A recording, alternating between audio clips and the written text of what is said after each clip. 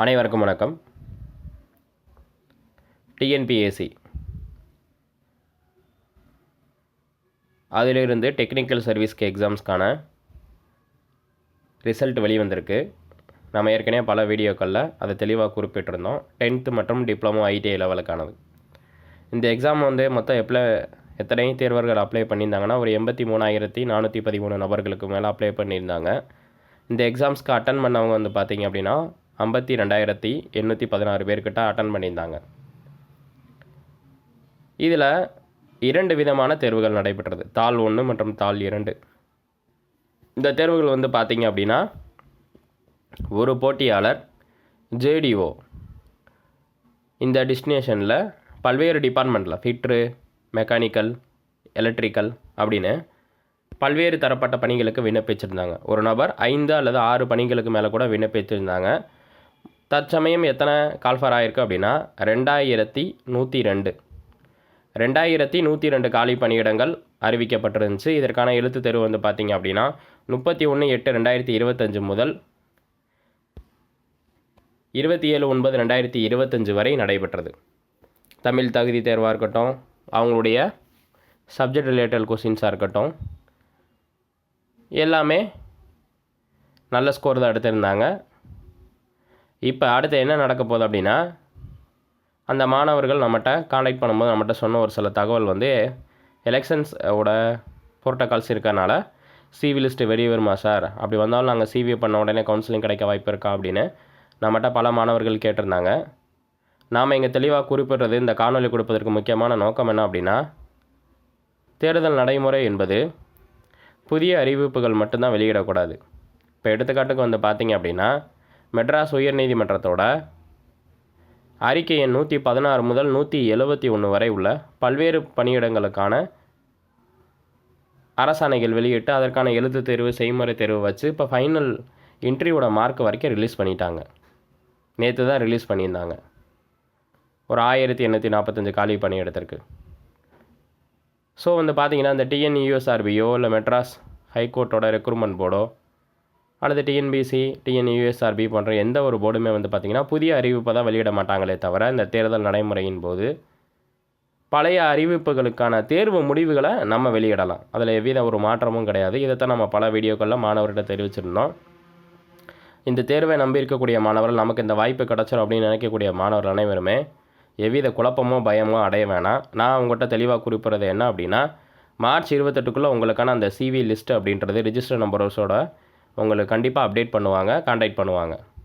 நீங்கள் செய்ய வேண்டியது என்ன அப்படின்னா, டிஎன்பிசியோட வெப்சைட்டை டெய்லி ஃபாலோ பண்ணுங்கள். ப்ளஸ் பார்த்தீங்கன்னா ஏகப்பட்ட யூடியூப் சேனல்ஸ் அவங்களுடைய அப்டேட் கொடுத்துட்டே இருக்காங்க இந்த தேர்வு தொடர்பாக. அவங்கள ஃபாலோ பண்ணுங்கள்.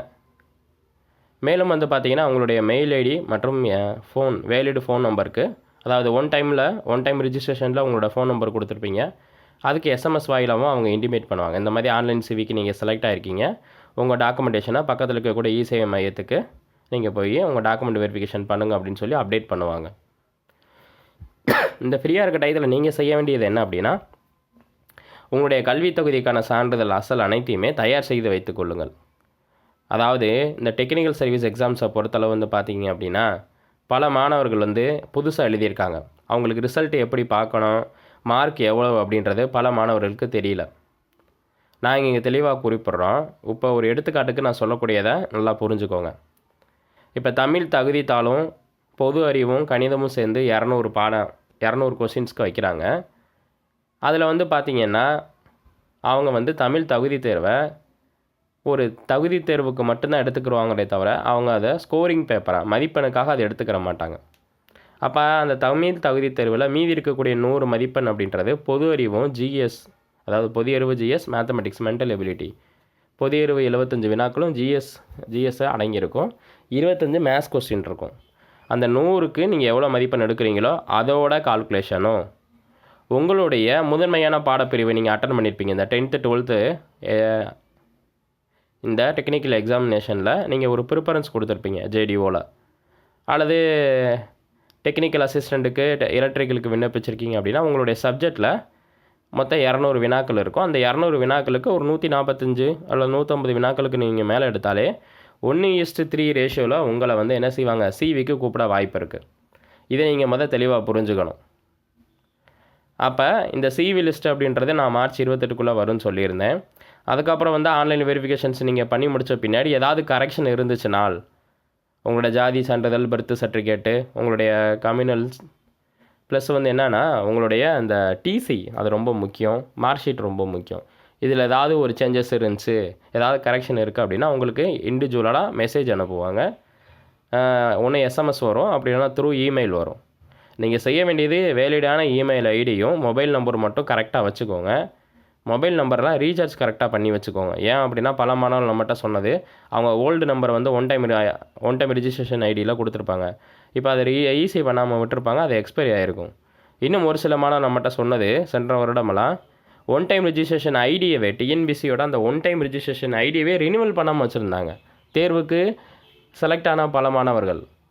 நீங்கள் டிஎன்பிசியோட வெப்சைட்டில் ஓடிஆர் அப்படின்னு சொல்லுவாங்க, ஒன் டைம் ரிஜிஸ்ட்ரேஷன் ஐடிக்குள்ளே நீங்கள் போனீங்க அப்படின்னா உங்களுடைய ஐடி 5 வருஷத்துக்கு ஒரு 120 ருபீஸ் நினைக்கிறேன், 100 ப்ளஸ் ஒரு 20 ரூபா டாரிஃப்னு நினைக்கிறேன். அது நீங்கள் மினிமம் அதை பேமெண்ட் கொடுத்துட்டீங்க அப்படின்னாலே உங்களுக்கு 5 வருஷத்துக்கு அந்த ஐடி ஜென்ரேட் ஆகும். ஓகேங்களா?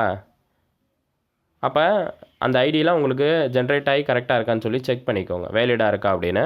அப்படி வேலிடாக இருந்தாலுமே அந்த ஒன் டைம் ஐடியில் 10th மதிப்பெண்ணோட சான்றிதழோட எண்கள் கரெக்டாக இருக்கா, ஜாதி சான்றிதழோட எண்கள் கரெக்டாக இருக்கா, அதுக்கான டேட்டு கரெக்டாக இருக்கா, அந்த சான்றிதழ் வழங்கிய அரசு அதிகாரிகள் பேரெல்லாம் கரெக்டாக, தாசில்தாரா, டெப்டி தாசில்தாரா, அடிஷ்னல் தாசில்தாரான்னு உங்களுக்கு அதில் மென்ஷன் பண்ணி கேட்டிருப்பாங்க. நீங்களும் அதை கொடுத்துருப்பீங்க.